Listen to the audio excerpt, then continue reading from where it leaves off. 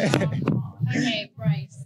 We're 2 weeks away from the Tokyo 2020 Olympics. What are you doing here at Orange Fitness today? Orange Theory. Today I will be meeting, I guess, members of Orange Theory, and I guess showing my face and talking to people and conversing and having fun.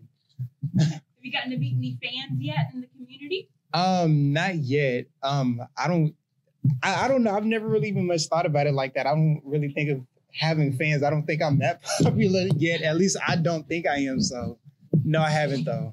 So nobody ever like stops you and says, "Oh my God, you're the guy that's going to the Olympics"? I mean, not in that fashion. No, at least not yet. Has it sunk in yet that you're going, or do you think it's really going to hit you when you get there? Yeah, I think it will probably hit me when I get there. I mean, I'm definitely excited to go. And talking to some of my old teammates who have been to the Olympics, and just hearing their experience of actually going, I'm getting more and more excited as it's coming up. But I definitely think it'll hit me once I get there and kind of like see the venues for myself and like truly understand and feel like, wow, I'm actually at the 2021 Olympics and I'm competing. So, what was the whole process of Olympic trials like for you? I mean, was it nerve-wracking? Did you have a feeling that you were going to go? And what was the feeling like when you heard that you got the call? The whole thing, I would probably say I was actually kind of stressed. Well, I wouldn't say stressed out, but more so tired going into it. Our national championship meet was literally a week before we ran at Olympic trials. And I was kind of exhausted from that. But I just tried my best to have a positive mindset throughout the whole thing. I didn't perform how I wanted to. I mean, but at the end of the day, I was still able to make the Olympic team. So I can't complain too much, but. Is it weird not knowing exactly what race you're competing in?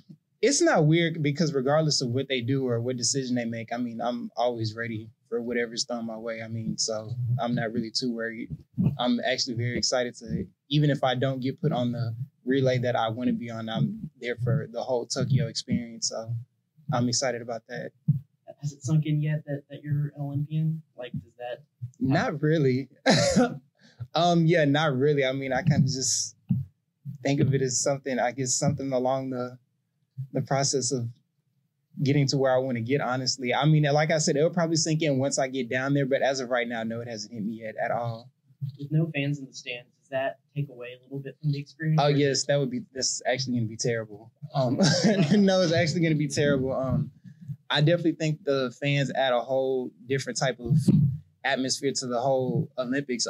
Just hearing people cheer, like hearing cameras flash, seeing cameras flash in the stands, or just seeing how many people are watching you compete, it definitely brings out a different type of, I guess, performance out of athletes. So the fact that there will be no fans there is almost kind of like is this kind of like a practice meet or what? So I don't know. We'll see how it is when we get out there, but it's definitely not going to be the same. And what's the protocol for y'all in getting there? Because I believe I read somewhere that it's like you're going to get there a couple days before your events and then have to leave a couple days after. Is that true? And how does that affect like opening ceremonies, closing ceremonies?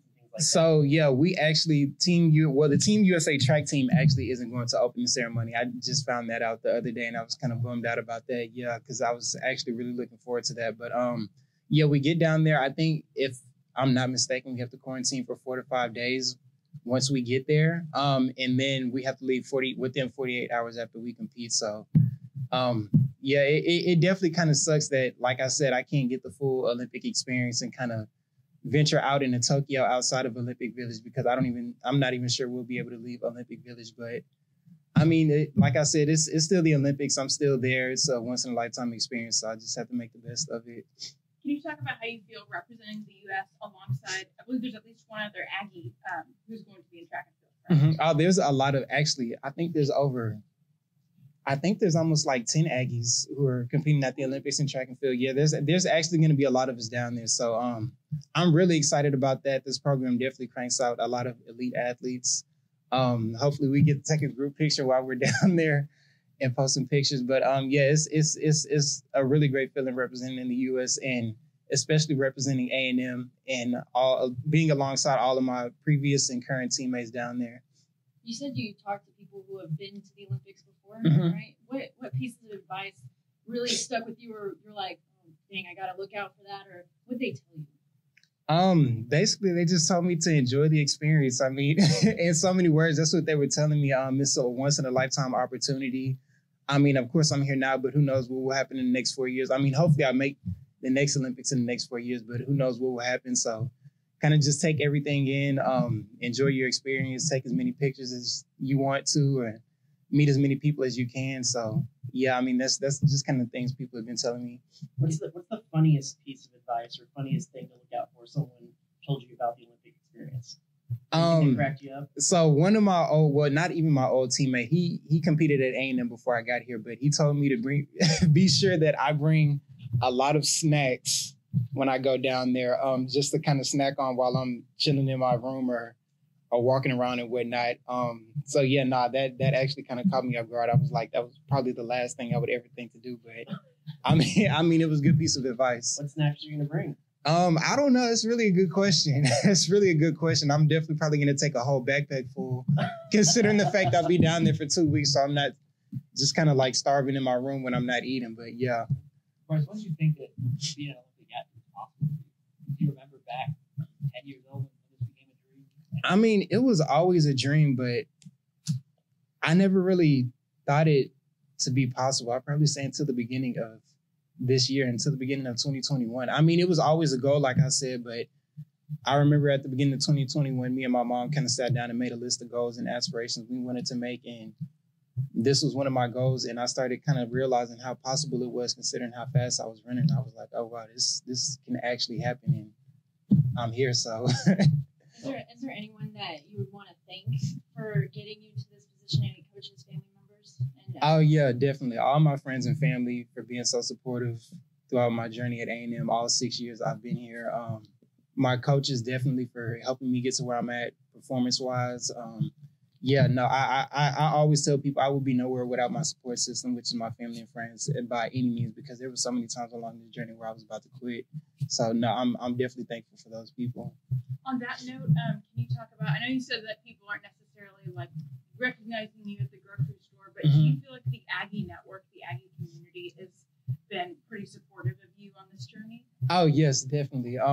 So my program director from my master's program actually posted something on LinkedIn about me making the Olympics, and like I don't even check my LinkedIn anymore because like every time I look at it, it'll be like 300 and something notifications from this post, and I'm like, I'm not looking at that right now. So I definitely think the Aggie network has been more than supportive.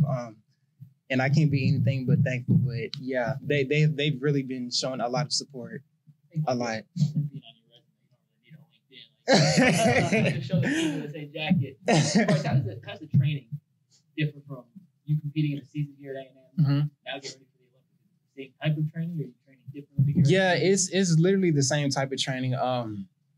I feel like at this point it's kind of more maintenance to make sure I'm like maintaining what I have as of now. I mean, my coach probably is tweaking a little stuff here and there so that I'm slowly getting faster. But I mean, with the Olympics get 2 weeks away, there's not really much you can do training wise to make a huge improvement. So I mean, the training that's there is going to be there. That's why it's so important to stay in shape and maintain it. Have you started talking to any of the other Aggies that you know that are going like a thing, Maggie, some of these other people that are on the track team that meet up, hang out while y'all are there, have some friendly faces? Not discussing meet up, not yet. I'm pretty sure that'll happen once we get down there. I definitely can organize something like that. But I mean, as of now, I kind of talked to like Fred Curley. He used to be on the track team. Dion Lindor, he was on the track. I think he graduated 2015. Mina Thinger, really excited. I was talking to Tyra about it, Tyra Giddens.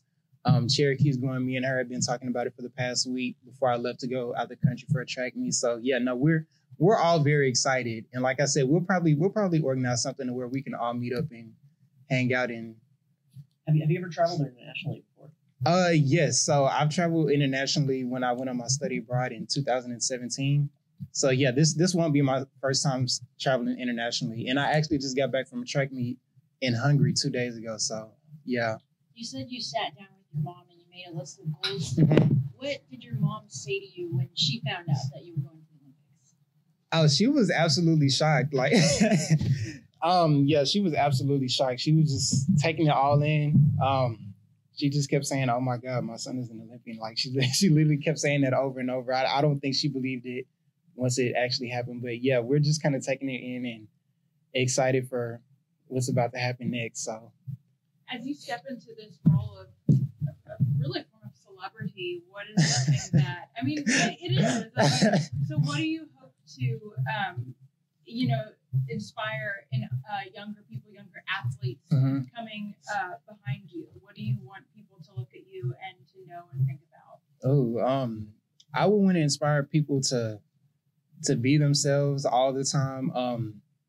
Trust and believe in themselves, because like I told y'all, there was so many times along this journey where I was about to quit, and I'm glad I didn't. I mean, things get rough, of course, with anything. And if you want to achieve something, just put your head down and keep pushing forward, and eventually something will break through.